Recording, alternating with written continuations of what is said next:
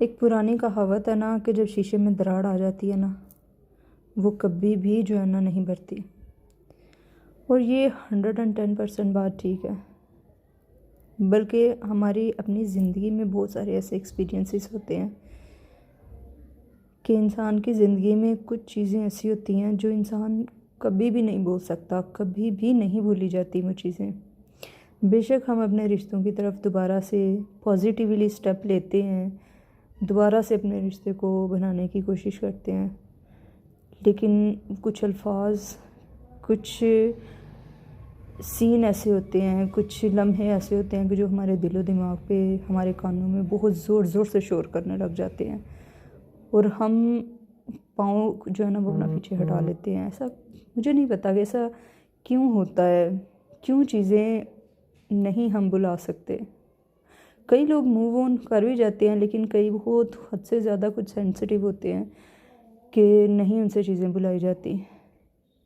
और वाकई ये बात ठीक है, जब एक शीशे के ऊपर 2-3 चोटें लगती हैं वो नहीं टूटता, जब वो टूट जाता है फिर वो ठीक नहीं होता।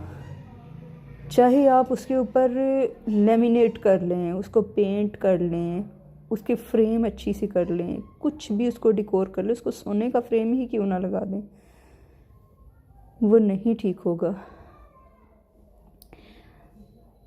और वाकई कुछ चीज़ें नहीं ठीक होती, कभी भी नहीं ठीक होती।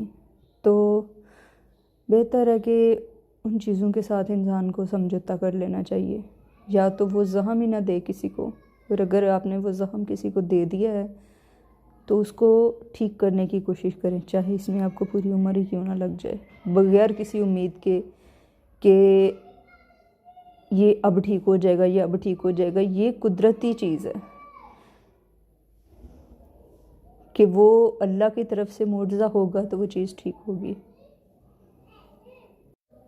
क्योंकि जो इंसान आपके साथ लॉयल है तो वो भी पूरी कोशिश करेगा आपका अपना रिश्ता आपके साथ बहाल करने की। लेकिन अगर नहीं हो पा रहा उससे रिश्ता बहाल नहीं हो पा रहा उससे, तो इसी में मसलहत समझ लें और उस इंसान के बजाय अल्लाह से उम्मीद लगाएं कि हमने अगर कोई चीज़ें ख़राब की हैं, अगर हमें वाकई में इन चीज़ों का एहसास है, हम उन चीज़ों को ठीक करना चाहते हैं, तो वो डंडे सोटे मार के नहीं आप ठीक करवा सकते।